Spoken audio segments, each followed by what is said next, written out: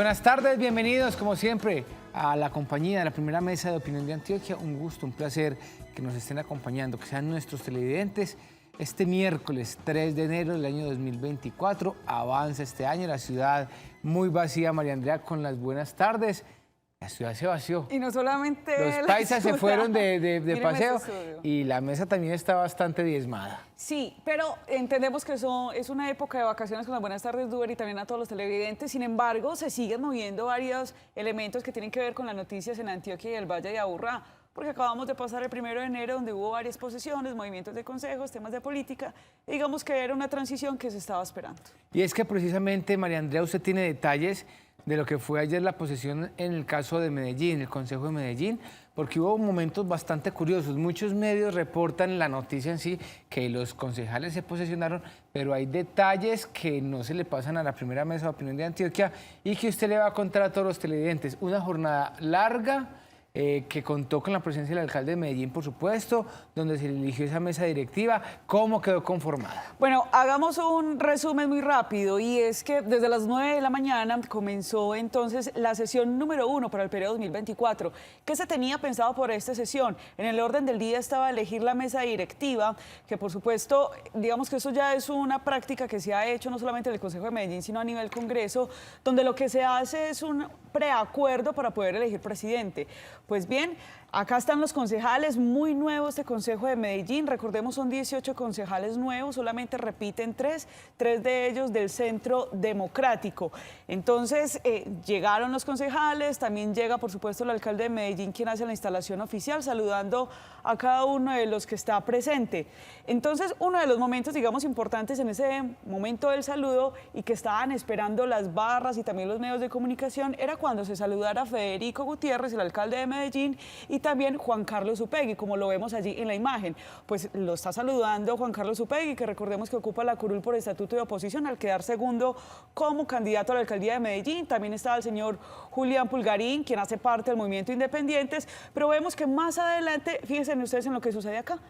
Las señoras son acompañantes de Juan Carlos Upegui y la señora elige no darle el saludo. Las señoras. Una le volteó la espalda, o le dio la espalda más bien, y veo que la otra le dijo de frente, no lo voy a saludar. Así es, si podemos ver esa última parte de la imagen, digamos que ayer uno de los mensajes que decía el alcalde de Medellín es que pues iban a unir, y Juan Carlos Upegui le da la mano, es un saludo bastante protocolario, cordial. Incluso también en el momento de la imposición del escudo, cuando Juan Carlos Upegui hace su juramento como concejal de Medellín, hubo un momento un poco de disturbios. El alcalde pide que por favor respeto hacia el concejal. Sin embargo, las acompañantes eligen no saludarlo, le dicen que no le va a dar la mano, y él pues en una actitud de respeto obviamente acepta esa decisión y continúa saludando. En otro momento pues también se da la elección entonces de la mesa directiva. El concejal más votado de Medellín fue el concejal Andrés Tobón por el partido Creemos, quien llega por primera vez a ocupar esta curul con 43.000 votos, y por tanto el Consejo de Medellín pues ya había llegado a un preacuerdo para que él saliera elegido como presidente en el periodo 2024. Se hizo la votación y obtuvo 19 votos positivos. ¿Quiénes fueron los 2 concejales que votaron negativos? El señor Juan Luis del partido Pacto Histórico, se me iba hallando el nombre, y también el concejal Juan Carlos Upegui, por supuesto, de Independientes. Ambos concejales se declararon en oposición y pues le dan el voto negativo. Quien queda como vicepresidenta primera es la concejal Claudia Carrasquilla. Acá también hubo un momento tenso porque, según el estatuto de oposición, que quedó en firme luego de la firma del acuerdo de paz en el año 2016, pues la idea es que en estos cuerpos colegiados, Congreso, Senado, Cámara de Representantes y consejos, pues quien quede como presidente, que la vicepresidencia primera sea ocupada por aquel partido que se declare en oposición. Por lo tanto, el concejal Juan Luis, también más conocido como Aquí Noticias, pues estaba pidiendo que esta curul efectivamente fuera ocupada por la oposición, pero eso no fue posible porque tiene que emitirse una resolución por parte del Consejo Nacional Electoral. Es decir, no basta con decir que es del pacto histórico para que se entienda de manera natural que entonces es de oposición, o no basta con decir que es de independientes para decir que es de oposición. Además hay que decir algo, fíjese que le decía que fueron 19 votos por Andrés Tobón, y en el Consejo de Medellín hay 2 curules del Partido Independiente, Juan Carlos Upegui, y el otro concejal, que también llega por primera vez, votó por Andrés Tobón para que llegara a la presidencia. Entonces, la vicepresidencia primera la está ocupando la concejal Claudia Carrasquilla, del Partido Centro Democrático, quien llega también por primera vez. Ella había también tenido una aspiración para llegar como precandidata a la alcaldía de Medellín. Recordemos que fue fiscal también acá del distrito. Yo quiero hacer una pausa ahí atrás. Veo a la exconcejal Natalie Vélez. Ah, sí, claro, ella estaba acompañando a su esposo, al señor Miguel Guarín, porque su esposo pues asume la curul que ella ya deja. Ella tiene otras aspiraciones. Yo creo que en un año y medio ella quiere aspirar a la Cámara de Representantes, entonces Natalie Vélez estaba allí. Y quien ocupa entonces la vicepresidencia segunda es la señora Janet Hurtado Betancourt, del partido ASI. Nuevamente esta elección fue un poco álgida porque el señor concejal Juan Luis pues se postuló para ocupar esta vicepresidencia, pero no podía hacerlo por estatuto de oposición. Sin embargo, aunque él se postulara, pues tampoco obtuvo los votos necesarios, por lo tanto la señora Janet Hurtado Betancourt. De esta manera queda entonces compuesta la mesa. Repito, Andrés Tobón como presidente del Consejo de Medellín, Claudia Carrasquilla, la concejal vicepresidenta primera, y la señora Janet Hurtado será la vicepresidenta segunda. Una sesión muy extensa, hubo intervención también del alcalde de Medellín. Y hay que notar, María Andrea, que bueno, comenzó como se esperaba, agitado el Consejo por el tema del rifirrafe, obviamente, de los concejales de derecha contra esa bancada de izquierda, especialmente pues con el señor Juan Carlos Upegui, y también, pues como usted lo mencionaba, con el concejal que es conocido como Aquí Noticias, en el caso de Sebastián López, que también venía, el rifirrafe se presentó realmente como entre ellos, y que también intervino la señora Claudia Carrasquilla. Sí, así es, en un tono, digamos, bastante fuerte, pues el concejal Sebastián López del Centro Democrático le recordaba que, aunque el espíritu del estatuto de oposición era darle la ocupación de la vicepresidencia primera a aquel partido que se declare en oposición, pues tiene que haber una resolución del Consejo Nacional Electoral. No basta, como digo, simplemente decir, venga, es que yo soy del pacto histórico, y que por naturaleza entonces se entienda que es una oposición, porque hay que aclarar, un concejal, el concejal Carlos, se me va el apellido ahora, del Partido Independientes, incluso votó por Andrés Tobón como presidente del Consejo. Y no son las únicas posesiones. Ayer se vivió eso en la ciudad, en el Consejo, pero hoy pues continuaron las posesiones y las ceremonias, esta vez desde los mandos militares, tanto de la Policía Metropolitana como el comandante de la Región 6, que comprende los departamentos de Antioquia, Córdoba y Chocó, porque en el Parque de los Pies Descalzos, cerca de las 9:30 de la mañana, pues inició la ceremonia, donde fueron nombrados como nuevos comandantes de Región 6 y Policía Metropolitana el brigadier general Rosenberg Novoa y también el brigadier general Óscar Andrés Lamprea. Allí estuvo haciendo presencia también el comandante de la Policía Nacional, entregó rueda de prensa, por supuesto, a los medios de comunicación, presentó a los nuevos comandantes y habló sobre esas líneas, esas responsabilidades que deberán asumir estos dos nuevos comandantes de la policía, tanto a nivel metropolitano como Región 6, los retos que tienen en la ciudad. María Andrea, estuvieron haciendo presencia allí varios alcaldes del Valle de Aburrá. Vi al alcalde Diego Torres del municipio de Itagüí, vi al alcalde Raúl Cardona del municipio de Envigado. También estaba, ustedes ven las imágenes, el alcalde Federico Gutiérrez, estaba el gobernador de Antioquia y, por supuesto, muchos de los integrantes de sus diferentes gabinetes. Escuchemos las palabras que entregó el comandante de la policía. Lo primero, aquí hay una estrategia desde el nivel central de la Policía Nacional que acompaña la estrategia, un análisis previo con la inteligencia, la Policía Judicial y la Fiscalía General de la Nación para conocer las estructuras del crimen que están aquí delinquiendo en la jurisdicción. Y aquí me detengo para decirles a ustedes que los comandantes de la región y de la Policía Metropolitana tienen el respaldo del apoyo del director general, el acompañamiento de las direcciones operativas de la policía. Hoy están en esta ceremonia el director de la DIJÍN, el director del Gaula, el director de la Policía Fiscal, el director de Antinarcóticos y también llegó hace pocos minutos el director de Inteligencia para coadyuvar con la gestión de los comandantes, con las fortalezas y las capacidades, porque el reto es capturar a los cabecillas de los grupos armados organizados, GDO y GDSO, que delinquen en esta jurisdicción.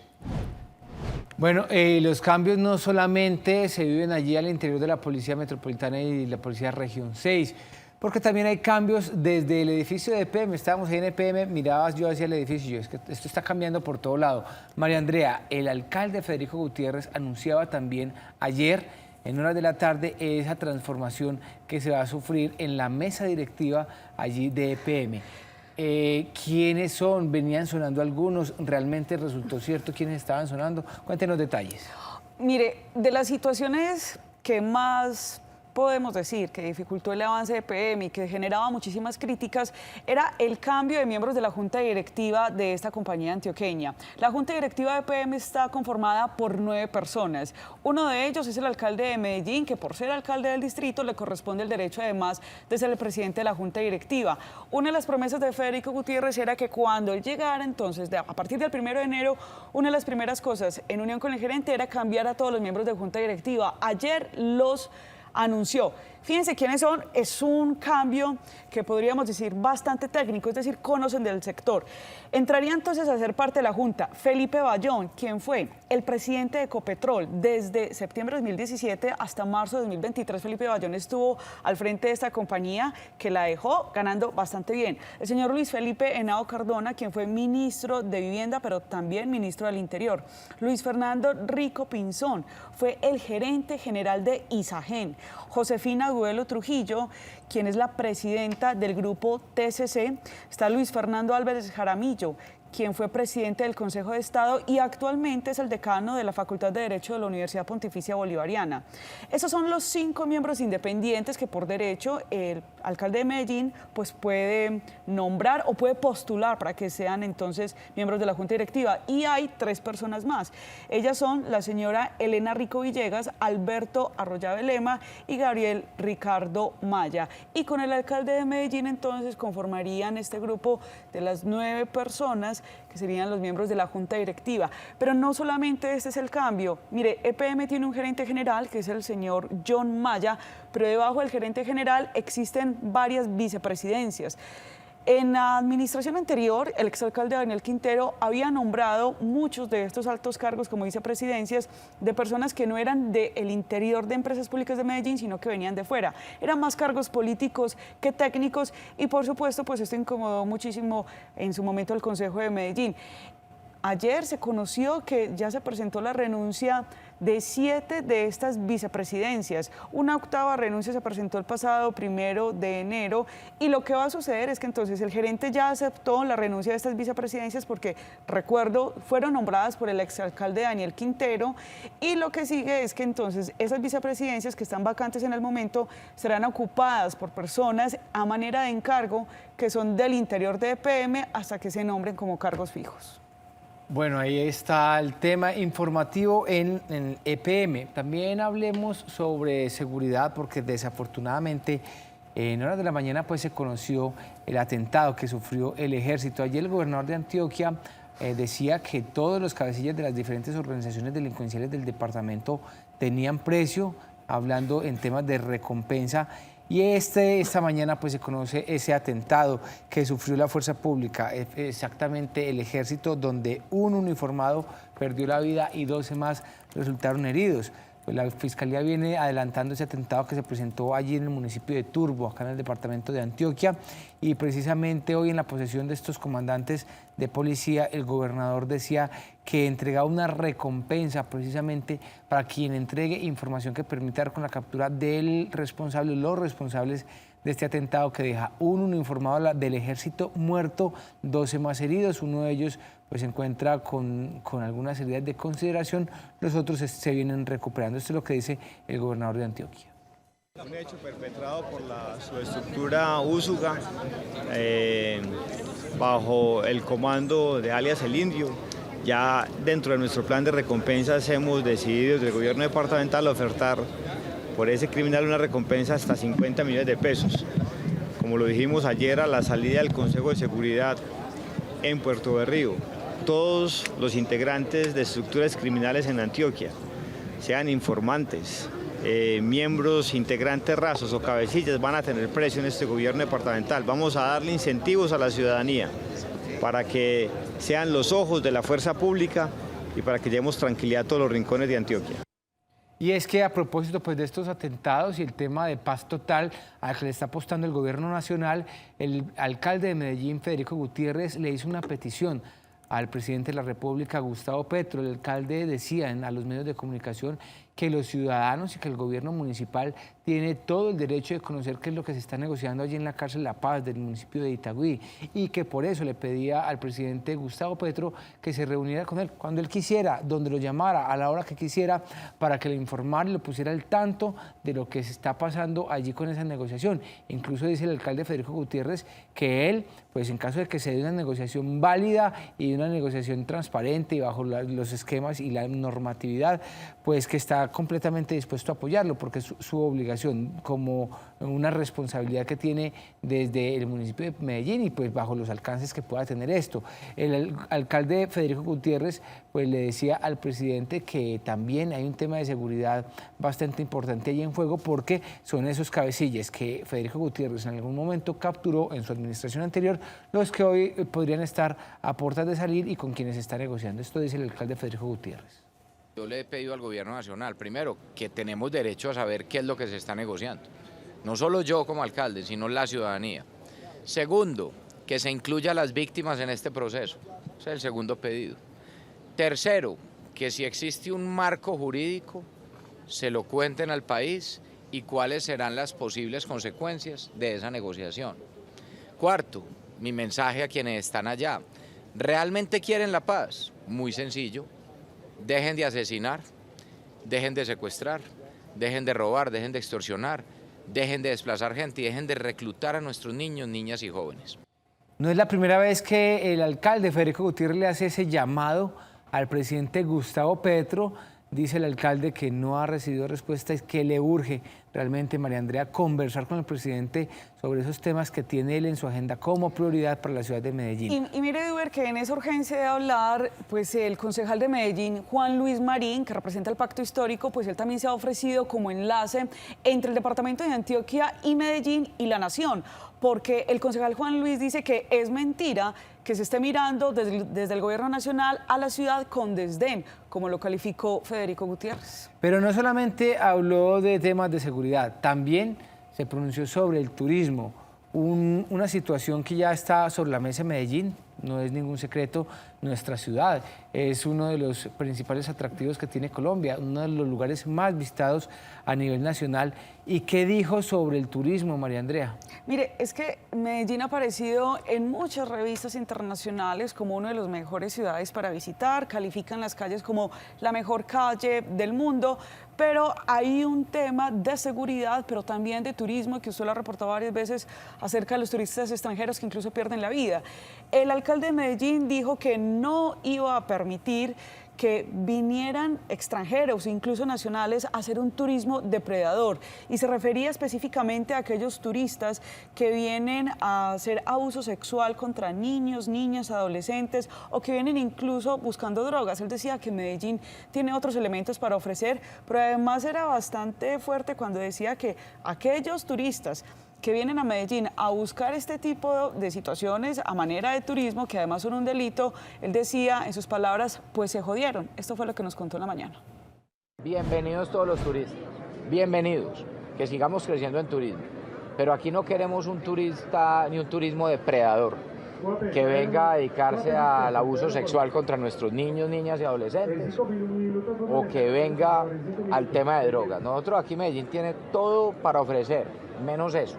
Y sean nacionales o extranjeros, quiero que sepan o recordarles que eso es un delito y que en eso también nos vamos a enfocar. Y quienes crean que vienen aquí a hacer lo que quieran, pues se jodieron y les va a ir muy mal. Y dos últimos puntos para agregar a esto. Ayer, durante la primera sesión del Consejo de Medellín, el personero de la ciudad, William Jeffer Vivas, le pedía a este Consejo renovado que por favor adoptara y estudiara una nueva política pública de turismo, porque el turismo de Medellín ahora es un turismo de servicio, pero está dejando de lado el tema que tiene que ver con la recuperación de espacios y también con la protección de turistas. Y de otro lado, pues hay que decir que hay varios puntos turísticos de Medellín. Estamos hablando del Parque Lleras, del Boulevard de la 45, esto es en Castilla, y también de la Plaza Botero, donde tienen un punto en común esos tres sitios, y son las vallas. Ya se derribaron las vallas que estaban en la Plaza Botero con la posesión del alcalde de Medellín, pero el mandatario afirmó esta mañana que en los próximos días también van a tumbar las vallas que están tanto en el Parque Lleras como en la 45, esto es en Castilla. Él manifiesta que esta estrategia que se implementó en la alcaldía anterior, pues definitivamente no llevó a ningún indicador de seguridad. Y bueno, hay un trabajo bastante importante por hacer ahí, por las condiciones que decía el alcalde en las que se encuentra el centro de la ciudad. Decía él que es un descuido completo, más de 8.000 habitantes de calle y personas que necesitan intervención social urgente. María Andrea, ¿se nos queda algo sobre la mesa antes de ir a este primer corte? No, creo que no. Creo que nos Toda nuestra vaciamos agenda de informativa. noticias. Sí. Vamos a hacer una pequeña pausa. Cuando regresemos, continuamos viendo algunas de las personas que nos acompañaron durante el año 2023 en la primera mesa de opinión de Antioquia.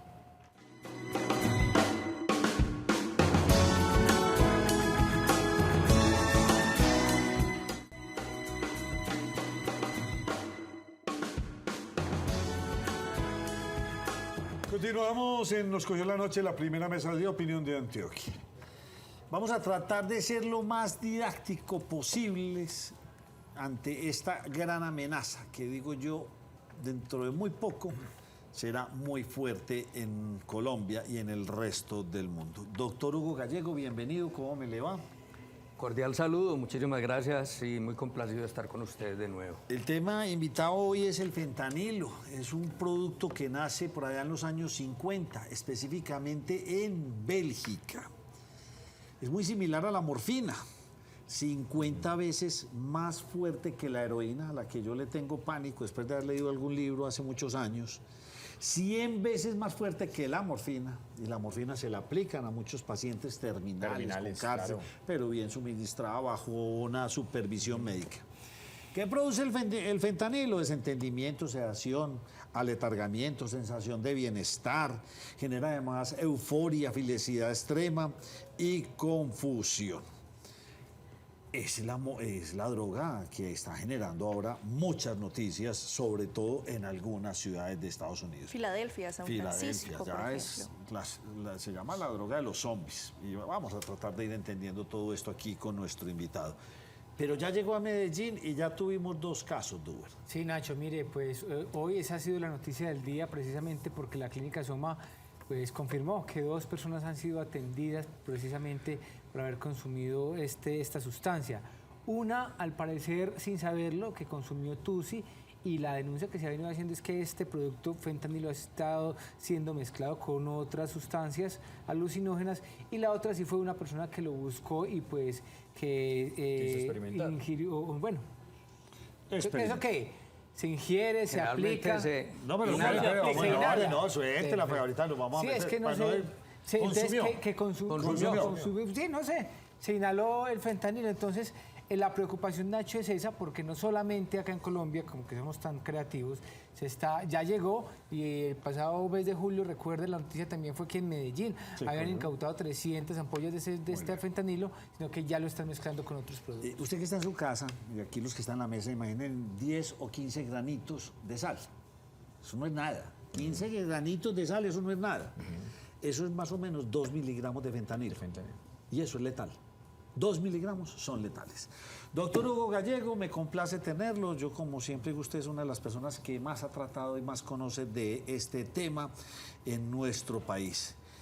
Yo quisiera arrancar como retomando un poco todo lo que hemos hablado aquí. Usted siempre nos ha dicho, para uno llegar a ser consumidor de todos estos productos, porque son varias, opioides o sintéticos, o hay una gran cantidad de ramas, pues un fumador está cerquita de caer, una persona que tome licor puede dar ese segundo paso. Más o menos, ¿cómo es la secuencia? Para llegar a lo del fentanilo. Sí, dígame cómo. O para llegar al consumo. Para llegar al consumo. Bueno, se están dando muchas razones. En general, cuando están muy adolescentes, los muchachos, en fin, los empiezan a invitar como por curiosidad a probar determinadas presentaciones de sustancias. Le voy a poner un ejemplo, y están dándose ya casos, y es algo como muy nuevo y muy reciente. Gomitas de marihuana. ¿Listo? Entonces la están presentando a los niños en los colegios y en la calle. Y entonces ya estamos teniendo casos de intoxicaciones de los jóvenes y de los niños de 8, 9, 10 años con gomitas de marihuana. Entonces empieza la curiosidad en ciertos productos. Mire, el popper, por ejemplo, también es de los primeros que presentan en ciertas edades. Sí. Empiezan también entonces con el cigarrillo, con los vapeadores. Ahora tenemos también con los vapeadores los más jovencitos. Estamos con eso. Y detrás de eso entonces viene como una escalada. Porque, por ejemplo, a los vapeadores les están agregando primero sin nicotina, después con nicotina, ya después con concentrados de cannabis. Y ahí vamos. Están apareciendo ya en mezclas con otras sustancias, incluso adulteración. Ya hay un mercado de adulterado de vapeadores. Listo. Entonces ahí van. Entonces empiezan luego con la experimentación de otras, como por ejemplo la marihuana, por todo lo que se ha conversado y debatido, en fin, porque dicen que es que la pueden controlar, que es natural, etcétera, etcétera. Y después vienen los estereotipos, la parafernalia de ciertas fiestas o ciertas rumbas para empezar a abrirle el campo, entonces al licor, al perico, al tusi y todas estas cosas. O sea, va escalando de esa manera. ¿Qué me lleva a experimentar? ¿El cerebro o el cuerpo? ¿Me lo pide el cuerpo o es un reto mental? Vea, no lo pide el cuerpo, es más es como ese reto que le están haciendo a las personas. Y lo que les digo, yo lo trabajo mucho en mis conferencias, los imaginarios colectivos de los grupos de los muchachos. O sea, en el imaginario colectivo es, en este parche nos fumamos un baretico entre 6 o 10. Sí. En este parche vapeamos, o en este parche nos emborrachamos, por ejemplo. Pero el cuerpo no empieza a pedir un producto de mayor acción. Pero ya cuando ha empezado el consumo. Por ejemplo, si un muchacho... O sea, ya cayeron, comieron gomitas. Ojo, José, con las gomitas de su hijo, ojo todos aquí. Sí, y hay que hacer la advertencia, por ejemplo, a los colegios. Pero además porque dice ahora hasta lo más de bueno, pero tiene el venenito ahí metido. Y son muy llamativas. Son las gomitas. Son de colores, muy bonitas, muy llamativas, entonces les pueden ofrecer inocentemente en el sentido de regalárselas o vendérselas. Ustedes ven que en los colegios hay los emprendimientos de los que venden un bombombón, de los que venden tal cual, y de igual manera... Y ahí tengo un potencial cliente a futuro, que lo introduje en el mundo de la droga. Entonces, quienes empiezan con eso, entonces ya empiezan a escalar la misma dosis, a crecer, o sea, la misma sustancia. Como el que fuma un cigarrillo, empieza con 1 o 2 al día y termina fumándose el paquete. Porque exacto, el cuerpo con marihuana pasa lo mismo, con el licor pasa lo mismo. Y si no, empieza a escalar a otra sustancia. O empiezan, como están haciendo ahora, es a jugar con los efectos de las sustancias. ¿Qué es? Si yo estoy de pronto muy dormido, entonces me tomo un estimulante para despertarme. Por ejemplo, les voy a decir, hay un estereotipo que se está utilizando mucho y nada más esta semana hablaba yo con el dueño de una discoteca. Me decía, hombre, vea, ya no estamos vendiendo tanto licor, sino que estamos vendiendo, van los dealers de Tusi y vendemos energizantes y agua. Y estamos vendiendo más eso que el mismo licor, porque esa es la parafernalia de determinadas fiestas. Es poner el tusi en la mesa, el energizante y el agüita. Entonces el tusi lo relaja, tal, les da sueñito, entonces el energizante. Y así se la van pasando 6, 8, 10, 12 horas, 14, 2 días. Entonces miren que es lo que les digo, se va haciendo cierto ambiente. Entonces van escalando en esos entornos y van haciendo las mezclas y van experimentando, porque lo otro es que quieren sentir también. Cuando ya no sienten el efecto de traba o el efecto tal, o aumentan la dosis o se cambian a otro. Entonces ahí es donde le abren el campo o el espacio a probar otro tipo de sustancias. Sigamos con ese paso. Bueno, ¿y entonces? Bueno, entonces, ¿qué pasa? Que empiezan, dentro de los narcotraficantes, empiezan a averiguar y a explorar otras sustancias. Y encuentran, por ejemplo, que el fentanilo es de los opiáceos. Ya opiáceos en la calle están la heroína y, por ejemplo, los analgésicos que fue una alerta que lanzaron en Estados Unidos la lanzó el anterior presidente, como en el 2015 o 16. Donald Trump. Donald Trump la lanzó por la cantidad de adicción a analgésicos que, mire, estaban atracando las farmacias para robarse los analgésicos, Por los ejemplo. opioides. Sí, y entonces de los opiáceos que estaban en la calle estaban los analgésicos en pastillas, en jarabes, ¿listo? Bueno, y la heroína. Sucede que nosotros aquí copiamos hace años, y también en los jóvenes, copiamos una cosa que es una mezcla, lo llaman el lean, que es la mezcla de una gaseosa con jarabes para la tos. Y los muchachos lo estaban llevando en los termitos para los colegios. Entonces lo de que estaban encontrando trabajito, en fin. Ahora cuando mencionaste el fentanilo que da euforia, da el jarabe con esta cosa también da una euforia inicial y después un sueño y se están quedando dormidos allá. Teníamos eso. Entonces ya ahora está apareciendo un opiáceo más fuerte, u opioide más fuerte, que es el fentanilo. O sea, el más concentrado y más Páreme potente. ahí. ¿Por qué no le explicamos uno no explica a todos los de la mesa? Porque yo a mí me quedo un poco perdido que es un opiáceo o, Los o opioides. qué otras Le- variedades le- hay. bueno. ¿Sí me entiende? Porque entonces, la cocaína es un opiáceo. No. No. Ah, bueno, entonces Entonces le para voy que a- nos explique porque Bueno. me quedo sin entender Entonces esa rama. le voy a decir, mire, aquí a usted lo han oído y hace años lo vieron y nosotros aquí estuvimos con unas campañas interesantes desde el gobierno de combatir los cultivos de amapola. Sí. Entonces de la amapola salen los opiáceos. El principal es la morfina. Entonces la morfina sale directamente de ahí. Sí.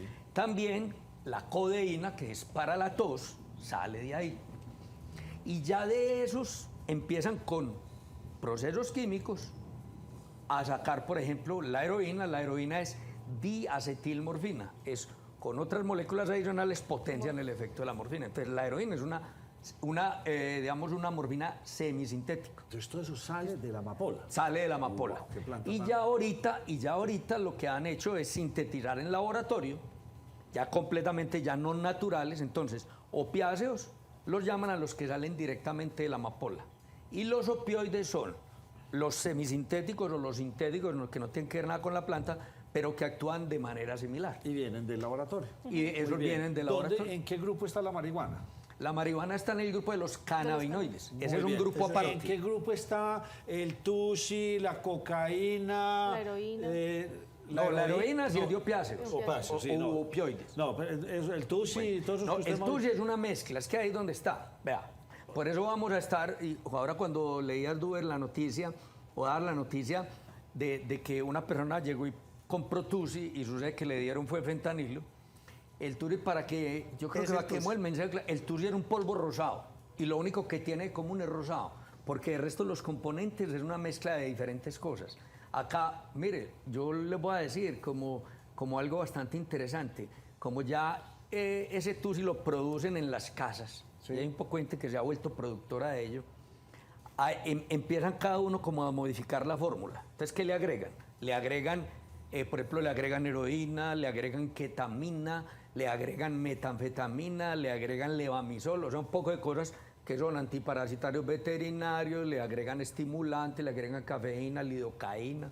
Entonces, lo único común del tusi es el color rosado, pero el componente como tal, y aquí ya se ha estudiado las incautaciones que se han encontrado componentes diferentes. Yo en mi consulta he tenido 2 productores de tusi y les pregunto, me dicen, no, yo al mío le echo tal, tal y tal, y el otro dice, no, yo al mío le echo tal, tal. Entonces, yo por eso quiero decirles a ustedes que el tusi no es una sustancia, Perfecto. es una mezcla de sustancias adulteradas. ¿Lo mismo sería la cocaína o a qué familia Bueno, pertenece no, la cocaína? la cocaína es una sustancia del grupo de los estimulantes, porque alerta, despierta, acelera.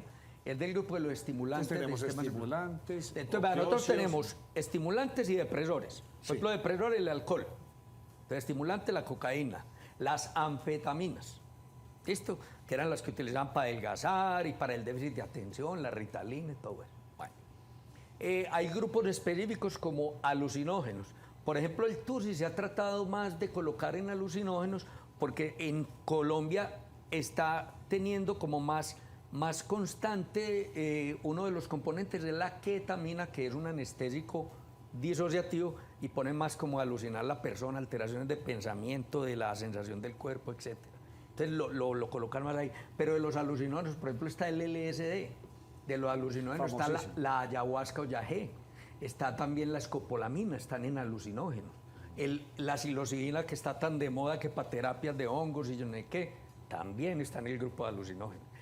Y hay unos grupos ya aparte, por ejemplo, la marihuana no se clasifica en ninguno de esos grupos. ¿Por qué? Porque la marihuana tiene efectos estimulantes, tiene efectos depresores y también puede tener efectos alucinógenos, dependiendo de las cantidades y los momentos en que le ponen la cosa. Déjeme la última preguntita aquí. ¿Todo lo que usted nos acaba de hablar es adictivo? ¿O no todo es adictivo? Potencialmente. Bueno. Potencialmente, porque ya son también condiciones propias de la persona. O sea, porque teóricamente hay unas que no deberían dar adicción, pero en la práctica uno le llega a las personas adicción. La marihuana, por ¿Cómo? ejemplo. ¿Cuáles no deberían dar adicción? Por ejemplo, le voy a poner el popper, que a los pelados les venden la idea de que el popper es un estimulante sexual, que empiezan a inhalar popper. Y entonces en internet dicen, no es alucinógeno, no. El LSD en internet dice, nunca causa adicción, no es que. Y pregúntenme si yo he recibido los pacientes adictos a él. Terminan consumiendo popper diario, se les daña la parte de salud, condición física, mental y todo eso. Muy bien, José. Ahora, Todos esos productos son de fácil adquisición. En general, sí. En general son de muy fácil adquisición. bueno, ¿Y entonces son me ocurre- económicos o costosos? Son muy costosos. Bueno, han ido bajando de precio. Inicialmente eran muy costosos, como cuando la heroína llegó, era carísima. Mire, yo creo que yo atendí el primer paciente con un síndrome de abstinencia de heroína porque fue un muchacho que vino de Estados Unidos hace 28 años. Era un muchacho vino hace 28 años y en Colombia no había heroína, en Medellín no había. Entonces él buscó y no encontró, y es un síndrome de abstinencia. ¿Sí? Y en esa época, cuando empezaron los primeros casos, que fue cuando fuéramos llegando al 2000, que empezaron a aparecer los primeros casos, la heroína era carísima. Y ya ahorita la heroína, el punto de heroína es baratísimo. Consiguen un punto de heroína en 10.000 pesos, 12.000 pesos. El éxtasis y los derivados de éxtasis, cuando llegaron, cada pastilla era 150.000 pesos, cada pastilla. Y ha ido bajando de precio. Entonces ya consiguen éxtasis de buena calidad, digamos, o sea, anfetamina o metanfetamina en 30, 40, 50.000 pesos. Y la pregunta de José me parece muy válida complementarla. ¿Son muy costosos y son fáciles de hacer? Bueno, fáciles de hacer, les voy a decir. Es que por eso le digo que es que la gente es muy curiosa. Hay métodos, hay tutoriales en YouTube para producir el LSD, para producir éxtasis, para producir el TUS. Pero le digo, ya los hay. O sea, y entonces son muy fáciles y con métodos caseros. Por eso es que se han ido ya para las casas la producción de algunos de esos productos. Por ejemplo, mire, primero esas metanfetaminas, les voy a decir cómo eran. Los narcotraficantes colombianos mandaban la cocaína para Europa y los europeos les pagaban con el principio activo, o sea, con las metanfetaminas. O sea, el éxtasis primero y los derivados de éxtasis venían era de Europa. Mandaban el polvito de ellos de allá y aquí lo tableteaban. Una de las cosas que empezó a encontrar la policía fue laboratorios clandestinos de tableteo de pastillas, porque llegaba en polvito y cogían las prensitas para hacer las pastillas. Y los diferentes diseños, que primero eran muy atractivas porque salían con diseños de Volkswagen, de Calvin Klein, de no sé qué. Entonces dicen, vea, llegaron las Touch, las Calvin Klein, las no sé qué. O sea, los diseñaban aquí, o sea, aquí lo tableteaban. Así fue al principio. Pero ya después aprendieron y con esos métodos ya empezaron a producirlas acá. Incluso a través, ¿sabe qué? A partir de algunos componentes de jarabes para la tos. Entonces lo que usted está diciendo... De jarabes antigripales. Y ya nos vamos a meter en el tema del fentanilo. Lo que usted está diciendo es muy preocupante, porque entonces yo me puedo volver adicto, tener una adicción y yo mismo producir mi producto. Voy y compro un jarabe, voy y compro esto, llego a la casa, lo meto en el microondas, no sé cómo es, y lo consumo. Para allá va esto. Sí, es que por eso es que hay tanto productor de TUSI y son fórmulas tan diferentes. Mire, muchos de los productores de TUSI están vendiendo, pero también son adictos. Porque por eso es que lo estoy atendiendo. Que no hay dos. Sí, es que claro. estoy adicto al TUSI, pero yo produzco el mismo mío, me dicen, por ejemplo, y se vuelven adictos. Algo preocupante que no se había visto con ese TUSI. Las perforaciones de fosas nasales que se había visto solo con cocaína. Ahora, con esa adicción tan tenaz que tienen con el TUSI, estoy viendo ya perforaciones nasales severas como se veían era solo con cocaína. Después de esta pausa vamos a hablar qué es el fentanilo.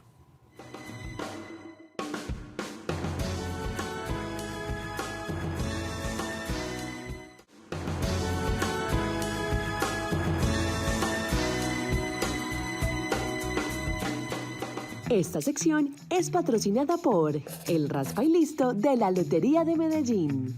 Lotería de Medellín. Doctor Hugo Gallego, entremos en la forma. Ahora sí, ¿qué es el fentanilo? Hombre, el fentanilo entonces, como mencionábamos ahora, es un opioide, o sea, es un, digamos, un opiáceo sintético, que es un medicamento que tiene propiedades analgésicas. O sea, es muy buen analgésico para quitar el dolor, es sedante. Entonces nosotros lo utilizamos en medicina, nosotros lo utilizamos todos los días y todo el tiempo en cirugía, para inducción de anestesia, para colocación durante la anestesia o en el posoperatorio inmediato para los dolores postquirúrgicos. Cuando hay pacientes en cuidados intensivos y necesitamos tenerlos sedaditos y sin dolor, les utilizamos el fentanilo. O sea, el uso para el cual salió, cuando le diste ahora lo del 1950, salió como medicamento para uso médico y nosotros lo seguimos utilizando. ¿De qué en forma? ampollas, en ampollas. Intravenoso. Inyección. Ahí, o sea, es líquido en ampolla. Exacto. Y se da una dosificación, me imagino. Y lo manejamos solo intravenoso. intrahospitalariamente. Nosotros nunca mandamos un paciente con fentanilo para la casa. Pues nunca. Doctor, se maneja entonces, solo intrahospitalario. si es en ampolla, y como lo veíamos en la incautación que hizo acá en Medellín, el tema del TUSI, ¿cómo es esa mezcla? Lo que pasa es que, mire, ahora mencionó también Nacho algo, y es, cogen y la fase líquida del fentanilo, o sea, vaporizan la ampolla. O sea, al baño María, la vaporizan y queda el polvo, entonces queda el principio activo de la sustancia. Entonces queda el fentanilo en polvo. Entonces ya lo agregan al TUSI, lo agregan a la cocaína. Quiero hacer un paréntesis antes de que me olvide, que es que ya mencionaste los dos casos de Medellín, pero el año pasado, en Buenos Aires, Argentina, 23 personas muertas que consumieron aparentemente cocaína y lo que encontraron era que la cocaína tenía un carfentanilo, o sea, un fentanilo potencializado. Y hubo una cantidad de intoxicaciones, pero 23 personas Por lo que yo leí ahorita, que 2 miligramos son mortales. Pues que es muy potente, por eso te digo, es que es muchísimo más potente. Incluso ahora que leías que es 100 veces más potente que la morfina, se ha visto que la afinidad que tiene por el receptor lo puede llevar a que sea hasta 400 veces más potente que la morfina. Ahí van a ir viendo ustedes imágenes de los famosos zombies que están muy virales en el mundo. En la actualidad, digamos, ¿cuándo empieza a verse ya consumo de esto en la calle? Ahora es en Estados Unidos, no sé cuándo se empieza ya a ver como consumo de personas adictas. Lo que pasa es que hay que ir como a esas subculturas o a esos subgrupos para verlo. Que ya aquí en Medellín ya se habla también del Bronx en Medellín, sí, en donde se ven las personas que consumen diferentes sustancias. Y allá llega el proveedor a ofrecerles esta nueva alternativa. Exactamente. ¿Cómo se consume esto?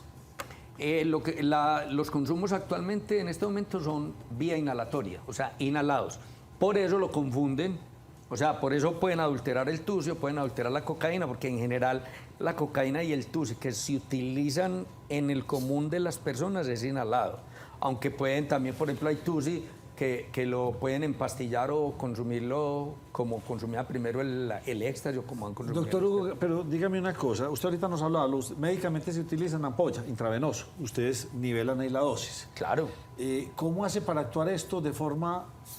cuando yo lo aspiro, Inhalada. o sea, sí, inhalada, porque la heroína también la vuelven líquida y se la inyectan, ¿sí o no? Pero aquí también inhalan heroína.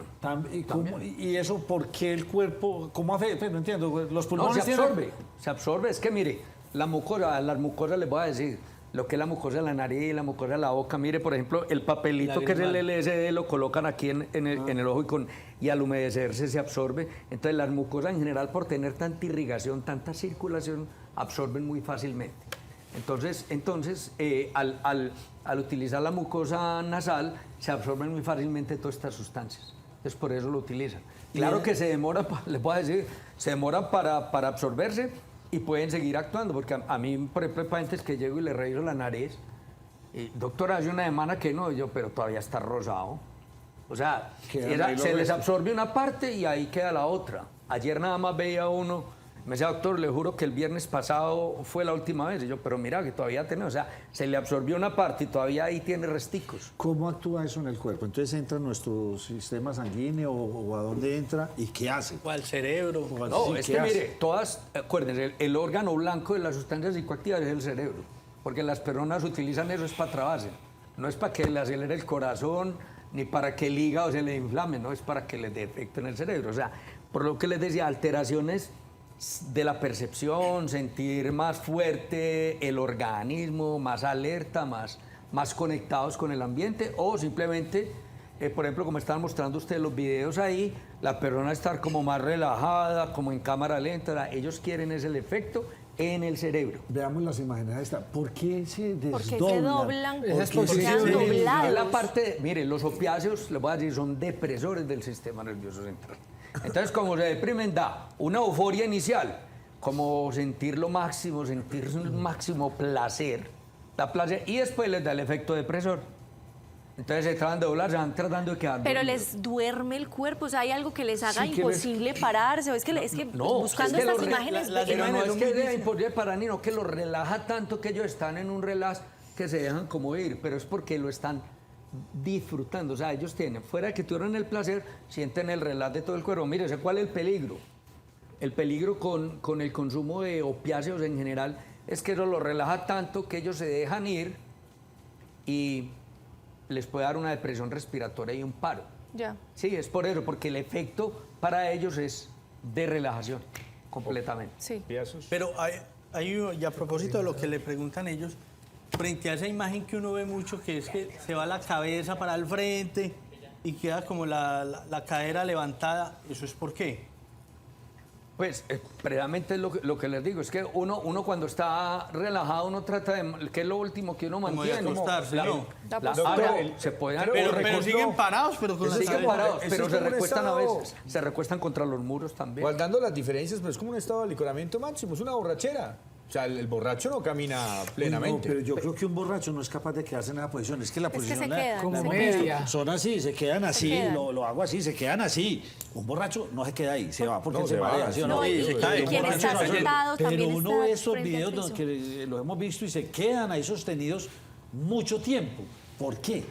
Vea, es que es lo que les digo, es que el estado, el estado de relajación y de depresión va como aumentando y avanzando, entonces ellos van sintiendo un placer, una cosa, y van dejando ir, como desgonzarse, se desgonzan. ¿Quién Es eso. prueba esta droga, el fentanilo, se queda ahí? Se puede quedar, sí. Porque es que, mire, como cuando decían con la heroína, que es que si la prueba la primera vez el 95% volvían adictos. Con el fentanilo es lo mismo en ese sentido, que los opiáceos como sustancia son los más adictivos en el mundo. ¿Cuánto dura el efecto? Excelente. El efecto de fentanil en general es un efecto corto. Dura 3 o 4 horas a lo máximo. ¿Corto? ¿Le No, parece eso es muy- corto? Vea, 4 les horas voy a- uno no. tirado por ahí. Pero lo que pasa Uy. es que depende de la mezcla que tengan, les voy a decir. O sea, si uno utilizara un fentanilo, por ejemplo, una dosis de fentanilo única, pues el efecto podría pasar más rápido, por ahí en unas 2 horas más o menos. Pero como le mezclan otras sustancias, mire, tiene mezcla de cocaína, tiene mezcla de una ketamina, tiene mezcla de otra cosa. Entonces, por ejemplo, la ketamina también es un anestésico disociativo. Entonces usted tiene un anestésico analgésico que no le duele nada y que le da euforia, y un anestésico disociativo que es la ketamina que va en el TUSI. Entonces usted está como doblemente anestesiado. Usted está en su viaje, tan. Entonces por eso se dobla y digamos como que en ese momento puede estar obnubilado, o sea, como con lo que llamamos una laguna, pero está disfrutando como ese momento y ese espacio, y logran entonces como mantenerse ahí. Si se le va la mano, se cae y hace el paro. ¿Qué fentanilo están consumiendo en Estados Unidos? ¿Y dónde lo consiguen? Porque también tengo esa inquietud. En Estados Unidos los opioides muchas veces son de venta libre. No, aquí también. ¿Se consigue el fentanilo de venta libre en Estados Unidos? No. Filadelfia tuvo un caso Lo particular. que pasa es que, vea, hay una cosa, es que ahí es donde está.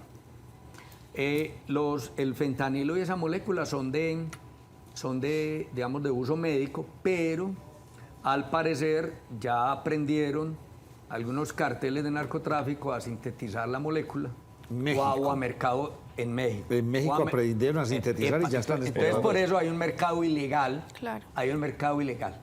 Aparte también de que a veces se puede conseguir como la molécula original, venderla, por ejemplo, en un país, les voy a decir, en India o en China o en alguna parte, Afganistán. se consigue la molécula y la mandan traer y ahí empiezan a sacar ampollas y a sintetizar. pues y a hacer la producción, o sea, producciones ilegales que no son las del laboratorio. Cuando pasa el efecto, ¿qué siente el organismo? Bueno, el organismo siente como un despertar, como un relax, como si ya tiene una adicción como tal, ya lo que va a sentir es un malestar, unos dolores, calambres, escalofrío, va a sentir ganas de vomitar, náuseas, diarrea, rinorrea, se le viene la agüita por la nariz, entonces necesitan nuevamente consumir. Pero en general cuando pasa el efecto es como si usted se hubiera dormido por ahí 12 horas o 14 como descansando, despertando de un sueño muy profundo y de un relax total. ¿Cómo se trata a un paciente con fentanilo? Vea, esa pregunta, José, es muy buena, te voy a decir por qué. Porque es tan peligrosa la intoxicación que hay un antídoto que se llama la naloxona para revertir y despertar la intoxicación porque es muy grave. Y eso son unas ampollas. Por ejemplo, todos los grupos paramédicos de Estados Unidos la tienen. En las bibliotecas de los Estados Unidos ya hay kit con la naloxona para utilizarlo porque han encontrado personas con sobredosis por ahí. ¿Sí? Entonces, digamos que se trata con las medidas generales, pero el antídoto clave, y que yo les digo que ahora, como decía Nacho, nos van a venir la epidemia de todo esto y tenemos que aprovisionarnos muy bien de lo que es la naloxona, que es el antídoto para nosotros revertir la intoxicación, porque no los pacientes hacen su paro respiratorio y pueden llegar a la muerte. Doctor, pero es supremamente adictiva. Sí, es supremamente adictiva. Perfecto. Muy adictiva. Entonces no sirve de nada porque entonces voy, consumo, me ponen el antídoto, vuelvo y consumo y yo siempre voy a encontrar el antídoto. Y el antídoto no me va a quitar la... No, el antídoto no quita la intoxicación, no quita la adicción. Te salva de la sobredosis, es decir, que no te mate la sobredosis. Hay un programa, y es muy interesante que hablemos de esto, hay un programa que se originó en Europa, en Barcelona, por una ONG que se llama Energy Control, que ellos lo que hacen es decirle a la gente que va para esas rumbas pesadas, venga, usted compró droga, venga, yo la examino y le digo qué riesgos tiene para que no le vaya la mano en sobredosis y evitar las muertes. Aquí ya ya lo copiaron aquí y ya, por ejemplo, en Altavoz, por ejemplo, lo están haciendo. En los grandes festivales de música por eso ya lo están haciendo como para evitar la sobredosis. Sí. Pero cuando tenemos una sobredosis, entonces hay que utilizar la naloxona, que es el antídoto. Ya se conocieron 2 casos acá, que hoy fue la noticia. ¿Usted ha tenido que atender ya personas en la ciudad o del país que estén adictas al fentanilo? En este momento todavía no, de fentanilo no. De heroína muchas y de opiáceos estoy teniendo, les digo, una cantidad impresionante. Pero es porque todavía no tenemos producto aquí en Colombia. Pasaremos a ser importadores del fentanilo. Mire, con estos 2 casos, ya lo que se nos evidencia es que ya está en la ciudad y ya lo empezaron a distribuir en las diferentes muestras que están vendiendo. O sea, preparémonos para los próximos días y semanas porque nos van a empezar a aparecer esos pacientes. Gallego, doctor, ¿cómo le compite esto a la cocaína? ¿El que consume cocaína querrá fentanilo o son 2 productos completamente distintos? Hábleme, ¿la cocaína frente al fentanilo o viceversa? Son 2 productos completamente distintos. Lo que les mencioné ahora es que pueden adulterar la cocaína con fentanilo. Para llevarlo a ese otro consumo. Para llevarlo a ese nivel, que sería un nivel de mayor adicción. Porque de alguna manera la cocaína también produce adicción, pero no tan rápido, por ejemplo, que el fentanilo como molécula, primero. En segundo lugar, y es que el fentanilo puede tener como, por ejemplo, como efectos diferentes. Hay una persona que le vendieron cocaína y se la adulteraron con eso, la persona empieza como a sentir un efecto distinto a la cocaína normal que le vendían. Miren, yo les voy a contar que es que las concentraciones que utilizan son diferentes y si empiezan a tener una cocaína adulterada con fentanilo, puede empezar a tener un efecto distinto y gustarle la sensación a los que son adictos, porque empiezan a tener algo distinto. Les voy a contar que hace por ahí unos 15 años aquí en Medellín, o un poquito más, vendieron una cocaína pura en las calles. Porque la cocaína normalmente la que venden en la calle tiene un 20-25% de pureza, teniendo mucho. El perico es más bajito, 10, 12%, 15%. Una vez tuvimos 60 pacientes intoxicados en una semana y era porque la cocaína tenía 95% de pureza. Y la gente empezó a alucinar, taquicardia, empezaron con pánico, con todo eso, empezaron a llegar así. Ahora lo que creo yo que va a venir es cuando empiezan a adulterar el tusi con esto, empiezan a adulterar la cocaína con esto, vamos a tener personas como con un mayor grado de adicción, pero con unas sensaciones diferentes que les va a dar puramente la mezcla de estas cosas. Lo que usted está diciendo es que estas personas de este tráfico van a empezar a utilizar el fentanilo para reforzar estos otros productos. Exacto, o como el paciente, por ejemplo, que buscó específicamente el fentanilo, que por ejemplo puede ser un adicto a opiáceos, a analgésicos o heroína, y no, ya la heroína no me está dando nada, quiero escalarme a un nivel más alto, entonces busco fentanilo puro. Te le venden su fentanilo y sigue con su adicción a opiáceos, por ejemplo. No sé si usted tiene información sobre esto y cómo es el precio del fentanilo. ¿Es muy asequible para los consumidores o no es? Usted ahora nos decía que los precios van para el suelo. Pues los precios, pero por ejemplo Pues esta de la que está coca se ha empezando caído. y no sé, Era costosa. y en este momento sí, pero en este momento no sé porque, por ejemplo, están muestras adulteradas como las de fentanilo o las de cocaína, pero el precio, digamos, del fentanilo puro no sé. Como apenas está empezando a incursionar, yo supongo que empiece a salir el que quiera fentanilo solo, le empieza a salir con un precio más alto y ya después verán, dependiendo de cómo lo distribuyen. ¿Qué le produce al cuerpo? ¿Qué me le deteriora? ¿Me puede dar un cáncer? ¿Se me pueden morir las neuronas? Ataca los ¿Qué riñones. ataca los riñones, el corazón? ¿Hay algo? El No. hígado. Hay algo de toxicidad en el corazón, hay algo de O sea, toxicidad. puedo consumir eso y consumir y mi cuerpo no se degenera. No sé, vea, se degenera en este sentido. Las ponen empiezan a deteriorarse porque no duermen bien, no comen bien, tal cosa, pero que le ataque directamente el hígado, los riñones. Mire, yo tengo... ¿Pero las neuronas no se ven afectadas? Mira, eso te voy a decir, depende de si han tenido sobredosis importantes. O sea, ¿qué sobredosis importante? Que en una sobredosis hizo un parito respiratorio. Les voy a decir una costumbre que tienen los adictos a opiáceos.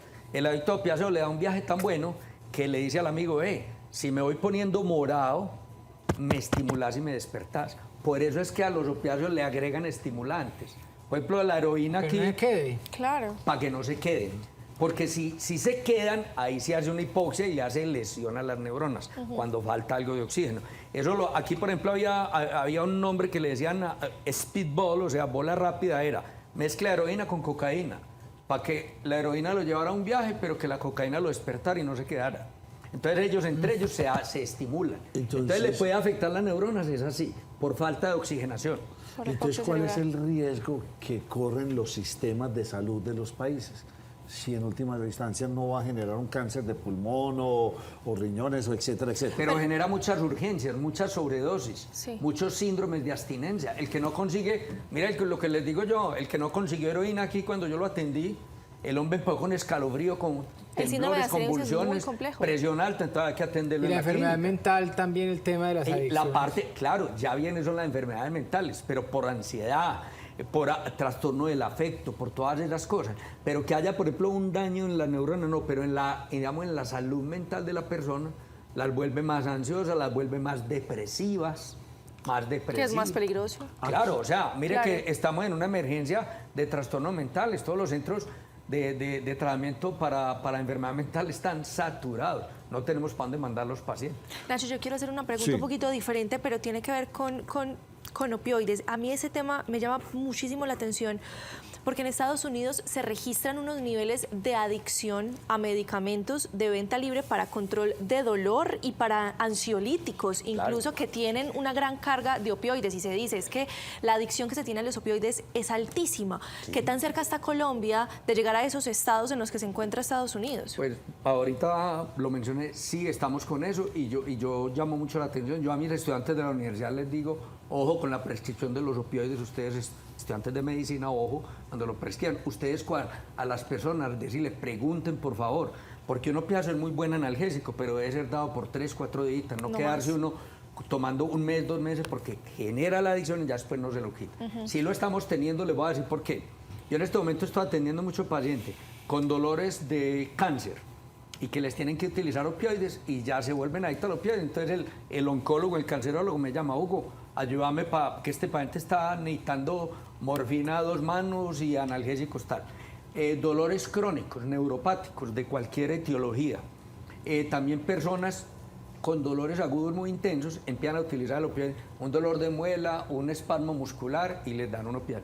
Entonces lo estamos teniendo, o sea, a opioides tomados, o la gente, por ejemplo, mire, el tramadol, que a todo el mundo le mandan tramadol que para la migraña, que para yo no sé qué, y es de venta libre, y lo venden mezclado con acetaminofén, con ibuprofeno. Entonces teniendo personas así, adictos a jarabes, jarabes de tramadol, pastillas de tramadol, y lo mismo los demás opiáceos que son de venta libre en nuestro país. Se me agota el tiempo. ¿Esto en qué actúa? ¿En qué actúa? Es que mira, todos los opiáceos, como les digo, inicialmente... ¿Vas a las neuronas? Claro, al centro de placer. Vas allá directamente y allá llega y genera un cortocircuito o lo que sea, o reduce da la placer sensación. y quita mire, porque uno tiene uno tiene como dos percepciones grandes del dolor. Una, la parte emocional del dolor, y la otra es la parte de localización del dolor. Entonces toda esa parte Lo bloquea. Y lo bloquea. O sea, me está doliendo porque aquí me corté con un cuchillo. Y le ponen el opiáceo y le quita el dolor, aunque usted todavía siente el dolor aquí, pero ya no le angustia. Porque ya le quitó esa parte emocional de los opiáceos, actúan ahí. Por eso es que son tan buenos analgésicos. ¿Con quién va a competir el fentanilo? Y por lo que le escucho a usted, será la droga de moda que veremos muy, muy rápidamente en Colombia y en toda América Latina. Yo sí creo, pero les voy a decir, hay algo, y es que nos van a presentar muchas sobredosis, muchas urgencias con esto, y probablemente fallecimientos.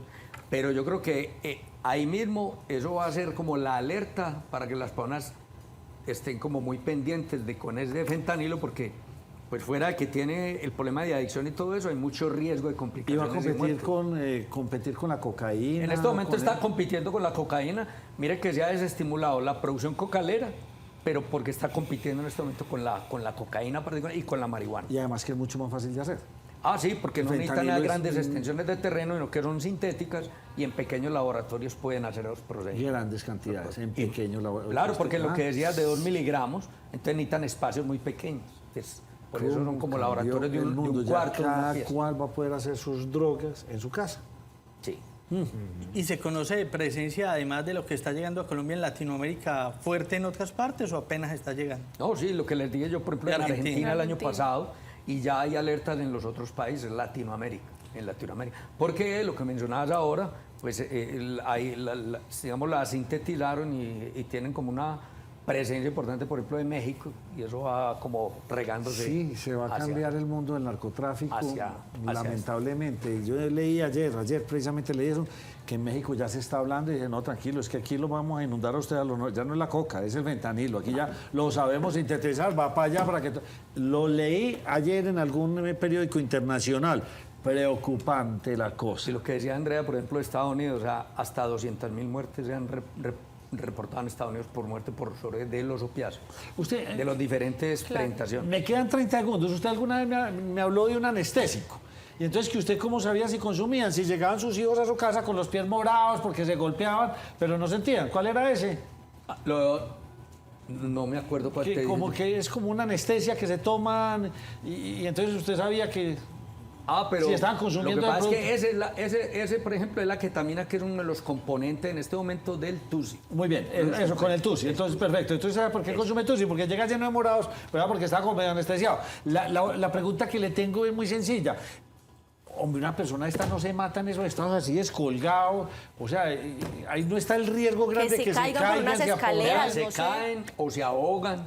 ¿Sí me entiendes? O sea, se pueden ahogar, se quedan en una depresión respiratoria. O sea, es posible. Doctor Hugo Gallego, como siempre, muy valiosa esta conversación con usted. Qué susto caer en esto.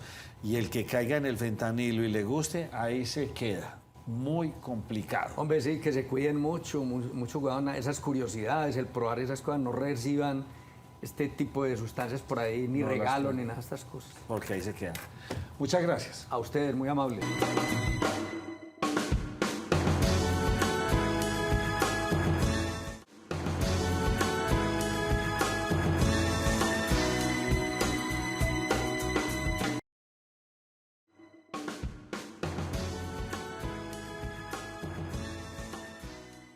Continuamos en la primera mesa de opinión de Antioquia, porque en Antioquia tenemos de qué hablar.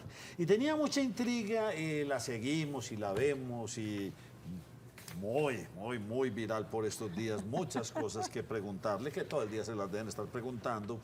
Pero bueno, ella es, me dice, la mamá la puso Catherine y el papá, pero ella le dicen Katy Jubinao, representante a la Cámara, bienvenida. Gracias, Nacho, un placer estar aquí con todos ustedes, gracias. Barranquillera.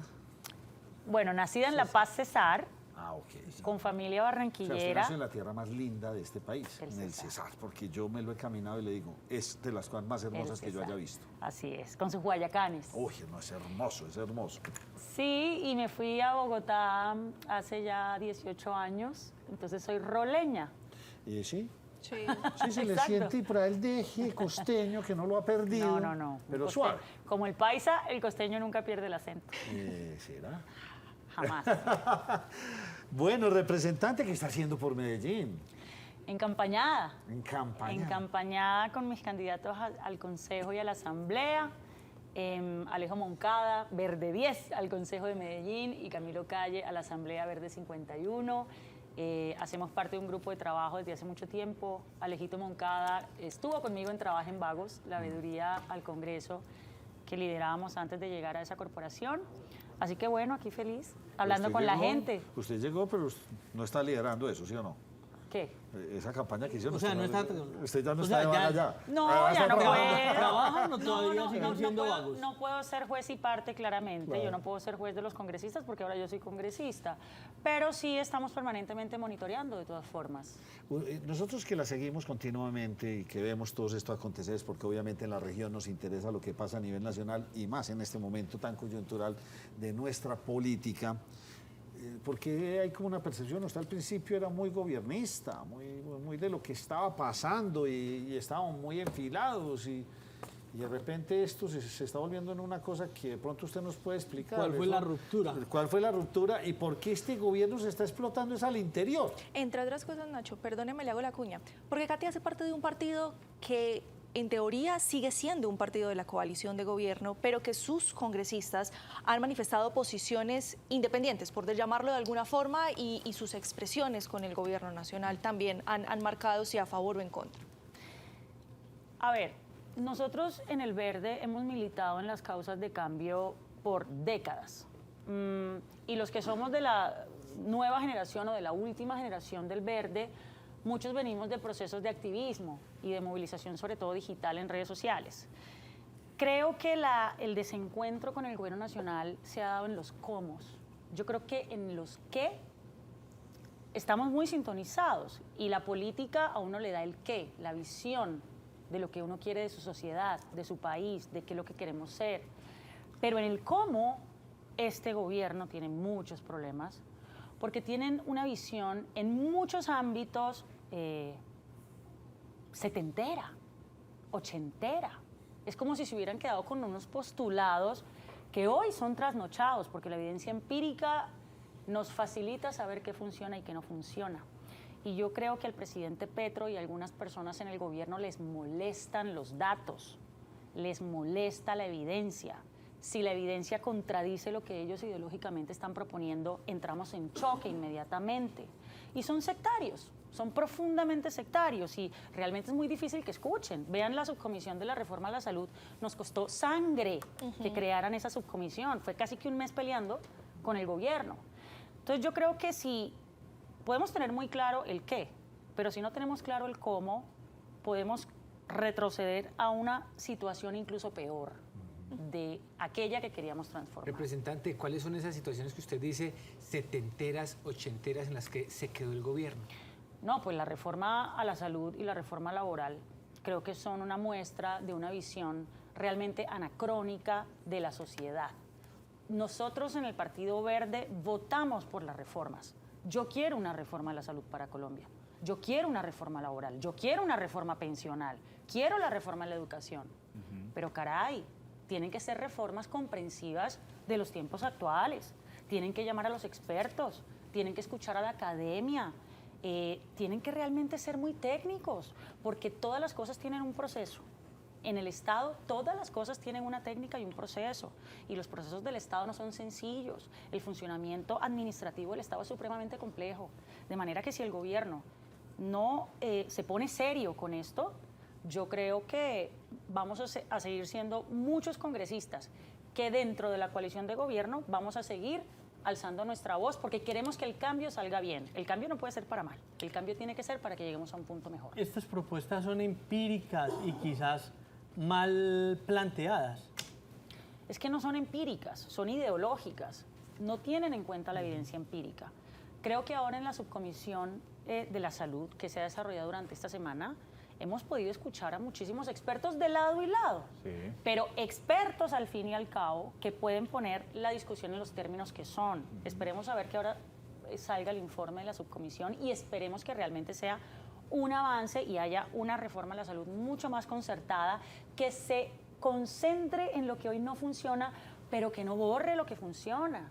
Es que el sistema de salud en Colombia, por supuesto que tiene desafíos, sobre todo allá en los territorios dispersos y en la Colombia profunda que llamamos, pero no se puede negar que Colombia ha avanzado en algunos indicadores en salud y eso es en lo que no podemos retroceder. Entonces Katy, ya vamos a ver qué pasa. Nosotros hemos seguido con mucho detenimiento lo que ha pasado con la reforma a la salud, sus intervenciones, la más reciente, sobre todo con esa creación de la subcomisión. Hablábamos con el representante Daniel Carvalho, quien quedó como uno de los integrantes de la subcomisión, de esos 23 congresistas. Maravilloso congresista. Y él nos decía, tal vez quedaron muchos representantes del gobierno. ¿Usted quedó satisfecha, primero, con la conformación de esa subcomisión y, segundo, con el trato que la subcomisión le está dando a ese informe que tienen que presentar? Pues hay una puja política, evidentemente, y el gobierno, con el presidente de la Cámara, pues armaron la subcomisión de manera tal que la mayoría de los integrantes sean gobiernistas. Entonces, por supuesto que hay el riesgo de que al final quizás los integrantes del gobierno asuman una posición dura y digan no vamos a concertar esto, no, y no, y no, y no, y entonces como tienen los votos en la subcomisión, podría resultar un informe no tan concertado. Pero yo quiero apelar a la buena fe. El presidente ayer en la marcha en la Plaza de Bolívar volvió e insistió que él quería un gran acuerdo nacional, puso unos temas que eran verdad, que eran tierras y que era educación. Me llamó la atención que no habló de salud para ese acuerdo nacional, me llamó la atención que no habló de la laboral tampoco. Entonces el presidente tiene que entender que las reformas sociales tienen que ser concertadas porque él ganó con la mitad de los votos y la otra mitad de los votos en contra. Entonces cuando uno llega a la presidencia con la mitad de los votos y la otra mitad en contra, uno no puede partir de una posición soberbia de que va a imponer su visión del país o de que va a imponer su visión de las reformas, porque tienes que concertar con la otra mitad. Si el presidente Petro es capaz de entender eso, creo que puede llevar a buen puerto algunas de sus iniciativas y en 2026 vamos a decir, bueno, logramos avanzar en estas cosas. Si el presidente no entiende eso y sigue diciendo además en medios internacionales que Colombia tiene que sufrir una transformación radical y que son las reformas de él y que si no le tira al pueblo al Congreso, pues entonces yo creo que aquí no solamente no va a haber ningún cambio, sino que vamos a terminar en una posición más fracturada de lo que ya estábamos y sin lograr nada de lo que le prometimos a la gente. ¿Cómo está la institucionalidad en este país? ¿Usted la ve fuerte? Yo estoy pensando que el Congreso, por el contrario, se fortaleció, porque igualmente hay muchos de ustedes que irán en las próximas elecciones a reelegirse. El presidente probablemente no, a no ser de que algo extraño pase en este país. Entonces ya empezaron a entender que de pronto arrancamos con mucha energía, pero la película ha ido cambiando y el gobierno desde su interior pues aparentemente iba a ser muy transparente y le reventaron X gran cantidad de escándalos y todo al interior. ¿Qué piensa usted de esto? Yo creo que felizmente es un momento en donde los contrapesos de nuestra democracia están funcionando. Mucha gente creyó que los congresistas que habíamos llegado desde el activismo o desde la movilización digital, pues íbamos simplemente a hacer unos tuiteros con curul y que no nos íbamos a tomar en serio la responsabilidad que implica hacer las leyes, la responsabilidad que implica hacerle contrapeso a un gobierno nacional, que es una función del Congreso. Y yo creo que varios de los congresistas estamos con nuestro trabajo mandándole un mensaje a la sociedad y es, quienes venimos desde el activismo sí podemos hacer el tránsito a congresistas. Varios, pero no todos. Varios, no todos, pero sí creo que hay los suficientes para poder mandar este mensaje. Y para mí es una buena noticia, porque hay muchas caras nuevas que están construyendo liderazgos en sus territorios. Hay muchos jóvenes que están usando las plataformas de redes sociales y creo que son muy prometedores. Yo creo que de allí van a venir muy buenos liderazgos a futuro para el país y sí, creo que el Congreso está haciendo lo que tiene que hacer y creo que las Cortes también van a hacer lo que tengan que hacer en un momento dado. ¿Qué va a pasar con este asunto, con la fiscal y todas esas grabaciones que salieron? ¿Qué va a pasar? En la corte lo vamos a saber.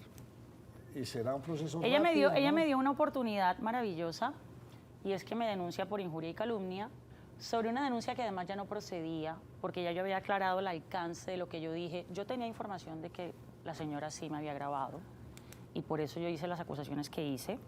Ella dice que no, yo no tengo la certeza de que no, pero sí aclaré sobre el primer video que se filtró, que en cualquier caso ella lo filtra y lo publica sin mi consentimiento. Es decir, en cualquier caso era una conversación en un ambiente privado. Ella decide denunciarme ante la corte, entonces yo ahora iré a la corte pues a hacer lo que tengo que hacer y a decir lo que tengo que decir. ¿Usted le hicieron firmar cuando entró aquí?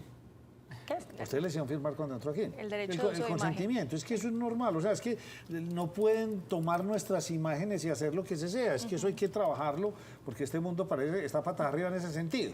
Lo que pasa es que yo creo que la fiscal lo que está demostrando es una actitud abusiva de su cargo, para empezar, porque ella no puede andar por ahí ganándose la confianza de congresistas, teniendo conversaciones con congresistas en un ámbito privado y luego filtrando esas informaciones. Eso está mal.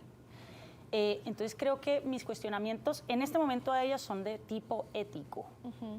Es una señora además con una cantidad de otros problemas. Pero hay ustedes que no eran decir. como muy amigas. Pues yo la había visto 3 veces en mi vida y yo soy una mujer supremamente amiguera. Y cuando yo conozco a la gente, y por eso hago política, yo entro muy rápidamente en confianza con la gente. A mí me gusta hacer sentir a la gente en confianza conmigo, construyo amistades muy rápido. Y eso también me lleva a ser muy ingenua. Y eso también me lleva a creer que todo el mundo actúa de buena fe.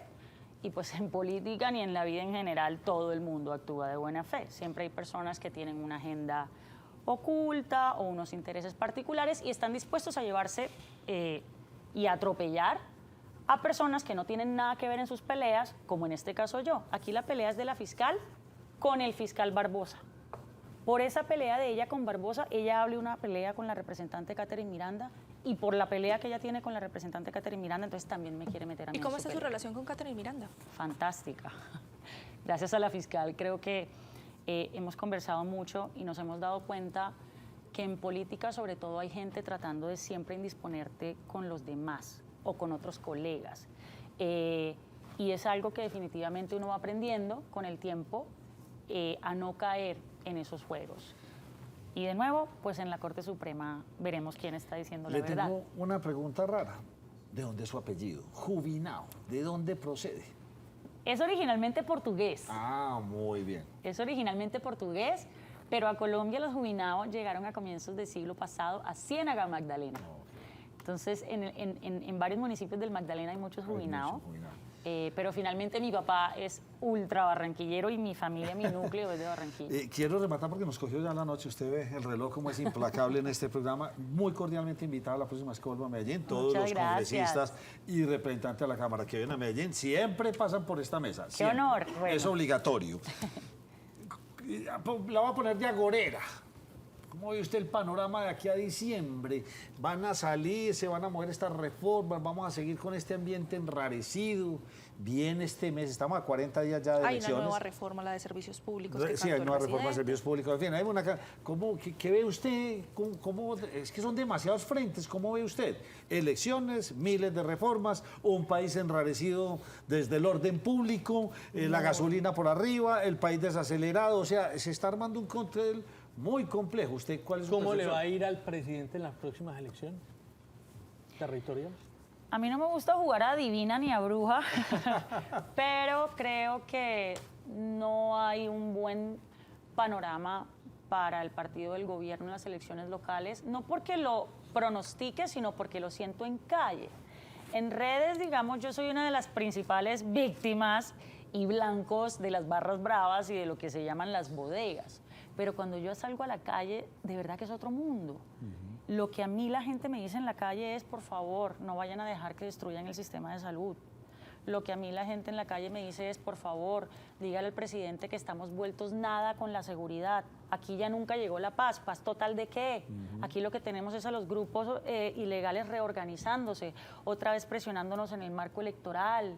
Entonces, Está muy enrarecido el ambiente, pero yo creo que el presidente tiene el sartén por el mango para empezar a apaciguar las aguas. Y esto es bajarle al sectarismo político, bajarle a esa personalidad radical, bajarle a esos ataques a otros poderes públicos. Si el presidente quiere, esto puede salir bien. Si el presidente quiere, él puede pasar a la historia como el presidente de la transición hacia un cambio. En 4 años a lo máximo uno puede intentar hacer una transición y hacerlo bien, de manera que luego el pueblo elija un gobierno similar y así sucesivamente. De manera que la invitación que yo siempre le hago al presidente es esa: entienda que usted es un presidente no de fractura, sino de transición. Si no lo entiende, creo que vamos a tener 3 años de absoluta parálisis, de inacción y de hiperpolarización, que ya es un nivel más avanzado de polarización, en donde el diálogo entre nosotros como sociedad va a estar absolutamente deteriorado, y eso, por supuesto, quizás nos puede llevar a una situación peor de la que estamos hoy. Ojalá que no sea así. Bueno, me voy a despedir de usted. No sé si, como le decía la mamá seguramente le decía Katy, el papá Katy, en el colegio le decían: Katherine, venga, siéntese, juiciosa. Yo lo decía el representante de la Cámara, Katherine Jubinao, muchas gracias por habernos acompañado y bienvenida siempre aquí en este espacio de nuestra región. Nacho, muchas gracias, y muchas gracias a todos ustedes, y por supuesto un saludo a toda la gente en Medellín, que es una ciudad que quiero tanto.